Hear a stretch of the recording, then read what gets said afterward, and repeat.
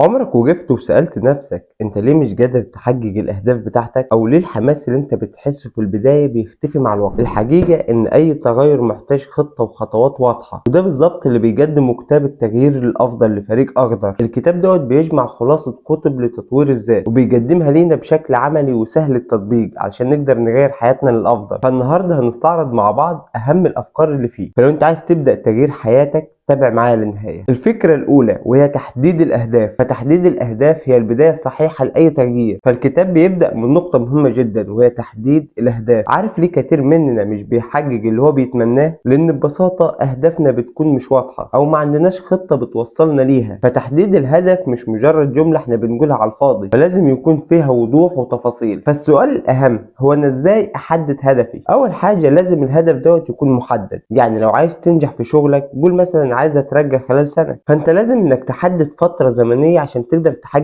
الهدف بتاعك. وجود وقت محدد ده بيخليك تركز اكتر في شغلك وفي الهدف اللي انت عايز توصل له. كمان انك تقسم الهدف بتاعك لمهام صغيرة. متخيل انك عايز توصل لقمة الجبل، فانت هتطلع خطوة بخطوة، وكل ما تحقق خطوة صغيرة ده هيزود حماسك انك تحقق الباقي لحد ما توصل لقمة الجبل من فوق. وخلينا نقول مثال نوضح اللي احنا بنقوله. لو هدفك مثلا انك تتعلم لغة جديدة، فابدأ بتحديد 10 كلمات في اليوم، وبعد اسبوع هتلاقي نفسك عرفت 70 كلمة. ومع الوقت التقدم الصغير دوت هيكبر. فأي هدف كبير لازم يبدأ بحاجات صغيرة، والحاجات الصغيرة ديت اللي في الرحلة هي اللي هتوصلك للهدف الكبير. الفكرة رقم 2 تغيير العادات. فمفتاح النجاح الحقيقي هو تغيير العادات. كلنا عندنا عادات يومية، بعضها بيساعدنا وبعضها بيقف في طريقنا. فعلشان تقدر تغير حياتك لازم تبدأ بتغيير العادات اللي هي بتعطلك. والكتاب دوت بيقول لك ان تغيير العادة مش سهل، لكن لو عملته بشكل تدريجي هيبقى اسهل. وقبل ما نبدا ازاي نغير العادات بتاعتنا، يا ريت تشترك في القناه وتعمل لايك للفيديو اللي انت بتسمعه. طيب السؤال بقى ازاي نغير العادات بتاعتنا؟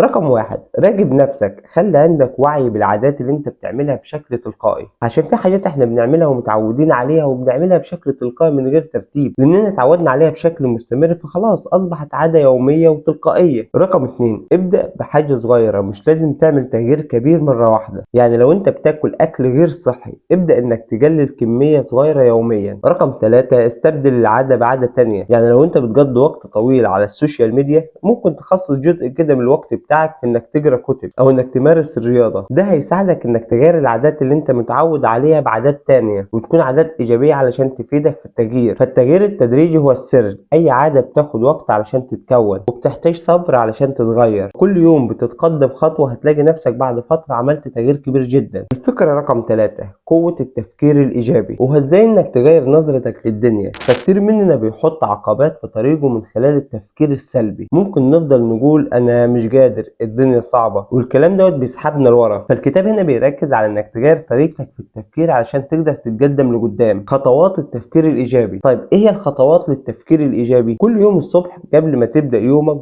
قول لنفسك 3 حاجات حلوة في حياتك أو عن نفسك. ده يخليك تبدأ اليوم بطاقة إيجابية. ولو حصلت حاجة سلبية اسأل نفسك ايه اللي ممكن نتعلمه منها بدل ما تركز على الفشل. شوف الدروس اللي ممكن تستفيد بيها. كمان حاوط نفسك بناس ايجابية لانهم هيأثروا فيك اكتر من اللي بيتكلموا بطريقة سلبية طول الوقت. وخلينا نوضح بمثال عملي. لما تواجه موقف صعب حاول انك تشوف الجانب الايجابي فيه. زي ما بيقولوا كل ازمة فيها فرصة. فتغيير التفكير هيغير حياتك. الفكرة رقم 4 اللي في الكتاب الاستمرارية والصبر. سر التغيير اللي بيدوم هو الاستمرارية والصبر. فمشوار التغيير مش بيخلص في يوم وليلة. يمكن تبدأ بحماس وبعدها بتحس بالإحباط. المهم إنك ما تستسلمش. الكتاب دوت بيشجعك على تقييم تقدمك وتشجيع نفسك حتى على الإنجازات الصغيرة اللي أنت بتعملها. طيب أنا إزاي أستمر في الحاجة اللي أنا بعملها؟ علشان في كتير من الناس بتبدأ ومش بتستمر. فأنت محتاج إنك تقيم نفسك كل فترة. شوف أنت حققت إيه وإيه اللي لسه محتاج إنك تشتغل عليه. كمان إنك تكافئ نفسك حتى لو حققت إنجاز بسيط افتخر بيه وكافئ نفسك عليه. ده يخليك عايز تكمل وعايز تعمل أكتر. في النهاية يا صاحبي كل خطوة بتجربك لهدفك. فكتاب التغيير الأفضل بيدينا خريطة للتغيير الحقيقي، والخطوات اللي فيه بسيطة لكن تأثيرها عميق جدا. المهم إنك تبدأ وتكمل مهما كانت الصعوبات ومهما كانت الظروف ومهما كانت التحديات. المهم إنك تستمر وتكمل وتحاول إنك تشتغل على نفسك وتغير العادات اللي أنت متعود عليها، وتبدأ تحط أهداف واضحة وصريحة لنفسك وتحاول إنك تشتغل على الأهداف ديت لحد ما توصل للحاجة اللي انت نفسك فيها، وما تستعجلش في النتائج. وقول لنا بقى في التعليقات ايه اكتر هدف او عادة نفسك انك تغيرها، وهنشجعك انك تحققها. ولو عجبك المحتوى ما تنساش اللايك والاشتراك عشان نكمل رحلتنا من كتب جديدة وملهمة. وزي ما انا دايما بقول لكم، انا هنا بقدم لك اللي بيقولوا الكتاب او اللي بيقترحوا الكتاب او الافكار الموجودة في الكتاب. عمري ما هقدر ادي لك كل المعلومات اللي موجودة في الكتاب في فيديو 5-6 دقايق. انا بس بشجعك وبحمسك وبقول لك الكتاب بيتكلم عن ايه، وانت لو مهتم بالكتاب يبقى تروح تشتريه وتقراه كله من اوله لاخره عشان تاخد كل الفايدة الموجودة في الكتاب. وانا كده خلصت الفيديو. ولو عندك كتاب يا ريت ترشحه لنا في التعليقات، واحنا نحاول ان احنا نقدم عليه فيديو المرة الجاية. ما تنساش بقى انك تعمل لايك وتشترك في القناة.